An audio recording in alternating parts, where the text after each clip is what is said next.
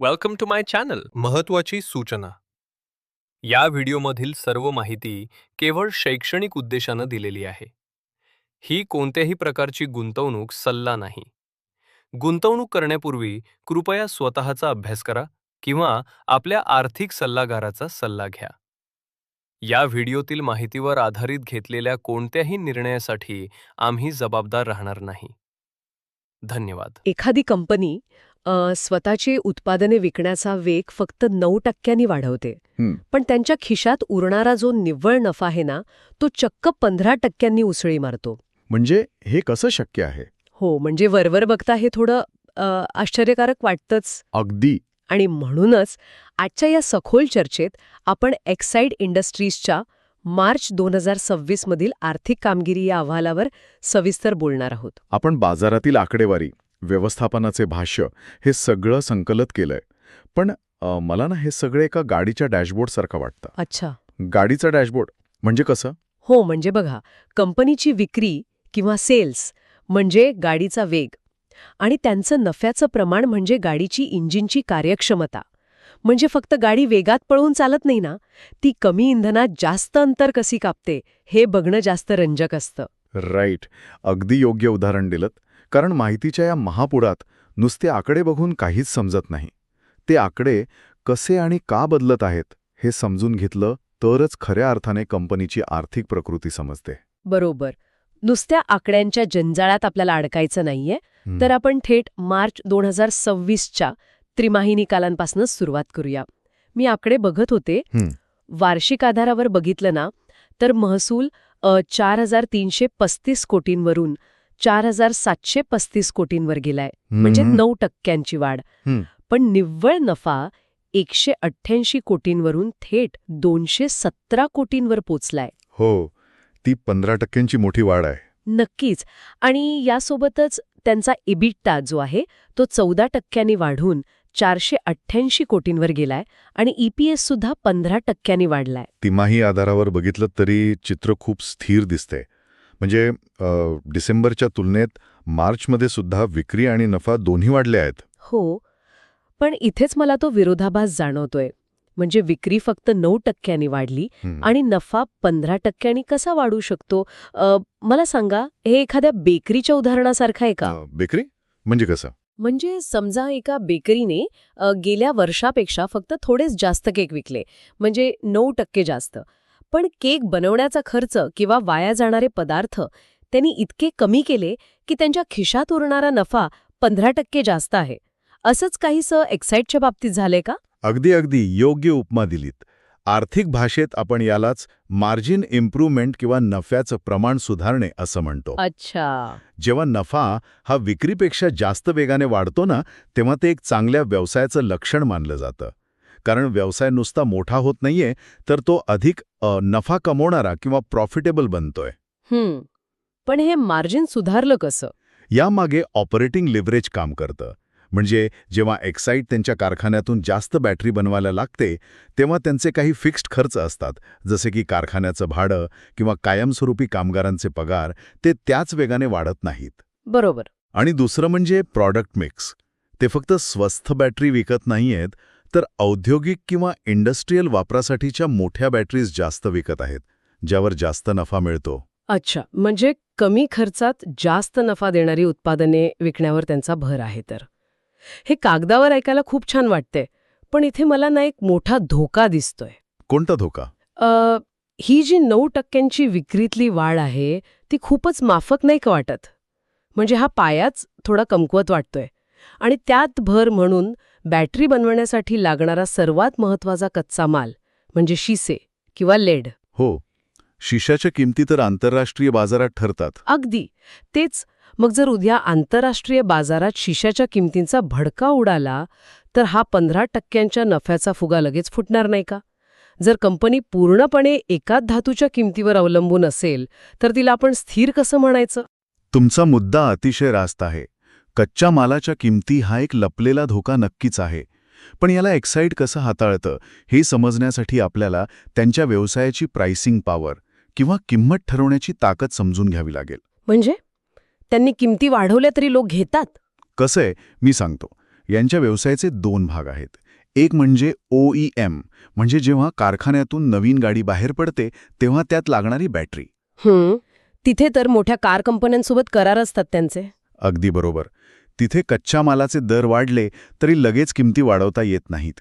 पण दुसरा आणि सर्वात महत्त्वाचा भाग आहे रिप्लेसमेंट मार्केट, म्हणजे जुन्या गाड्यांच्या बॅटरी बदलण्याची बाजारपेठ. अच्छा, म्हणजे जो सामान्य ग्राहक दुकानात जाऊन नवीन बॅटरी घेतो तो. हो. आता विचार करा, एखाद्याची गाडी सकाळी कामावर निघताना अचानक बंद पडली. बॅटरी डाऊन झालीये. बापरे, ती तर खूपच चिडचिड करणारी परिस्थिती असते. राईट.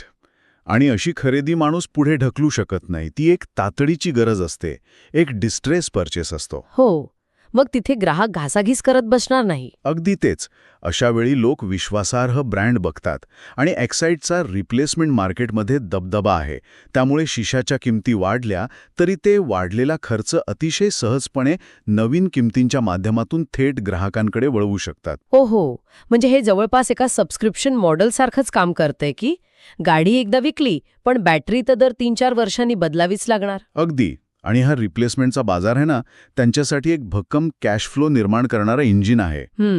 त्यामुळेच कच्च्या मालाचे दर वाढूनही ती टिकून आहेत. पण अहवालात औद्योगिक किंवा इंडस्ट्रीयल सेगमेंटचाही उल्लेख आहे. त्याचा किती फायदा होतोय? खूप मोठा फायदा होतोय. म्हणजे आपल्याला वाटतं की एक्साईट म्हणजे फक्त गाड्यांच्या बॅटरी, पण तसं नाहीये. टेलिकॉम टॉवर्स, बँकांमधले UPS आणि आता वेगाने वाढणारे सोलर ऊर्जा प्रकल्प, या सगळ्यांसाठी मोठ्या इंडस्ट्रीयल बॅटरी लागतात. अच्छा, म्हणजे फक्त ऑटो क्षेत्रावर अवलंबून नाहीयेत ते. नाही. आणि या इंडस्ट्रीयल बॅटरींवर मार्जिन पण खूप चांगलं असतं. त्यामुळेच ऑटो क्षेत्र थोडी संथ वाढ असली तरी ओव्हरऑल नफा 15% वाढू शकला. हे सगळं ऐकून आत्ताच्या परिस्थितीसाठी कंपनी भक्कम वाटते. पण मला एका गोष्टीची काळजी वाटते. जेव्हा तंत्रज्ञान मुळापासून बदलतं ना, तेव्हा जुने दिग्गज सहसा टिकत नाहीत. बरोबर आहे. म्हणजे बघा ना, जेव्हा स्मार्टफोन आले तेव्हा जुन्या लँडलाईन कंपन्या किंवा कॅमेरा बनवणाऱ्या मोठ्या कंपन्यांचं काय झालं? त्यांना वाटलं त्यांचं जुनं नेटवर्क त्यांना वाचवेल, पण तसं झालं नाही. अगदी खरंय. आणि बॅटरी उद्योगात EV म्हणजे इलेक्ट्रिक व्हेकल क्रांतीमुळं असाच भूकंप येतोय. पेट्रोल डिझेलच्या गाड्यांमधले लागणारी पारंपरिक लेड ॲसिड बॅटरी आणि EV मधली लिथियम आयन बॅटरी, यात तर जमीन आसमानाचा फरक आहे. EV मध्ये तर बॅटरीच स्वतः गाडीचं इंजिन असते. मग एक्साईट या बदलत्या लाटेवर स्वार व्हायला खरोखरच तयार आहे का, की त्यांचं पण स्मार्टफोन समोरच्या जुन्या कॅमेऱ्यासारखं होणार आहे? हा अहवालातला सर्वात कळीचा मुद्दा आहे. आणि व्यवस्थापनाला या धोक्याची पूर्ण जाणीव आहे. त्यांनी अहवालात स्पष्ट म्हटले की अल्पमुदतीत हा पारंपरिक व्यवसाय त्यांना स्थिरता आणि पैसा देईल, पण दीर्घकालीन वाढ ही पूर्णपणे EV बॅटरीवरच अवलंबून आहे. पण मग ते यासाठी करतायत काय? ते नुसती दुसऱ्या देशातून बॅटरी आयात करून त्यावर एक्साईटचा शिक्का मारत नाहीयेत. ते स्वतःची लिथियम आयन सेल बनवणारी मोठी गिगा फॅक्टरी उभारतायत. यासाठी ते हजारो कोटी रुपयांची गुंतवणूक करतायत. बापरे, हजारो कोटी. पण हीच मोठी अडचण आहे ना, म्हणजे एका बाजूला पारंपरिक व्यवसायातून नफा टिकवायचा. हो, हे मोठं आव्हान आहे. आणि या EV क्षेत्रात आधीच अनेक परदेशी आणि नवीन कंपन्या प्रगत तंत्रज्ञान घेऊन आल्या आहेत. मग लोक एक्साईटचीच EV बॅटरी का घेतील? नुसत्या जुन्या नावावर. त्यांचा खरोखरचा फायदा किंवा कॉम्पिटिटिव्ह ॲडव्हान्टेज काय आहे? फक्त नाव नाहीये त्यांच्याकडे. त्यांच्याकडे आहे एक अवाढव्य वितरण आणि सेवा जाळे, म्हणजे डिस्ट्रीब्युशन आणि सर्व्हिस नेटवर्क. अच्छा. EV बॅटरी ही खूप संवेदनशील आणि महाग असते. त्यात काही बिघाड झाला तर ग्राहकाला त्वरित सर्व्हिसिंग लागते. नवीन स्टार्टअप्स किंवा परदेशी कंपन्या बॅटरी बनवू शकतील, पण संपूर्ण भारतात गावांगावांत सर्व्हिस देणारं नेटवर्क रातोरात कसं उभं करणार? बरोबर.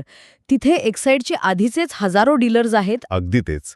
एक्साईटचा हाच सर्वात मोठा फायदा आहे.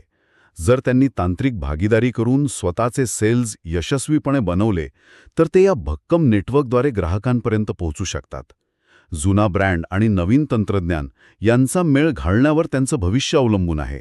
म्हणजे थोडक्यात भूतकाळातील यशावर मिळालेला पैसा ते भविष्यात टिकून राहण्यासाठी वापरत आहेत.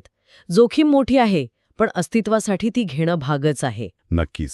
आत्तापर्यंत आपण जे काही बघितलं, नफ्यातली वाढ, रिप्लेसमेंट मार्केट आणि EVचं भविष्य, यावरून या संपूर्ण चर्चेचा एक अंतिम निष्कर्ष काढायचा झाला तर तो काय असेल? सारांश सांगायचा तर मार्च 2026चे निकाल स्ट्रॉंग आहेत.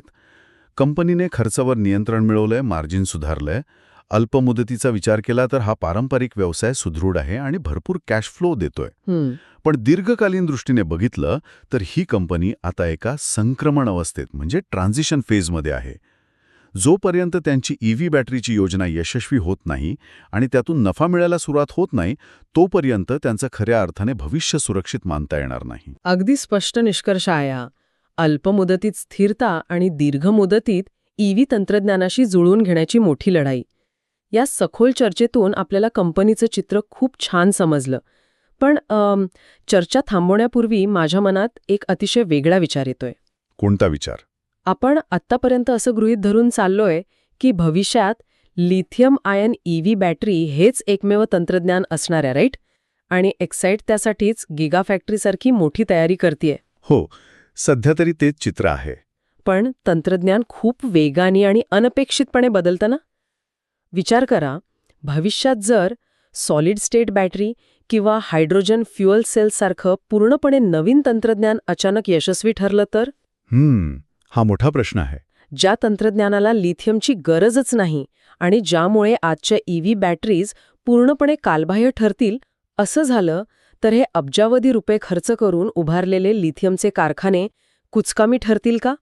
या पारंपरिक कंपन्यांना आपला व्यवसाय पुन्हा एकदा शून्यापासून बदलावा लागेल का? नक्कीच, हा विचार करण्यासारखा मुद्दा आहे. तंत्रज्ञानाच्या या महामार्गावर कधी कोणता नवीन रस्ता अचानक समोर येईल हे सांगता येत नाही.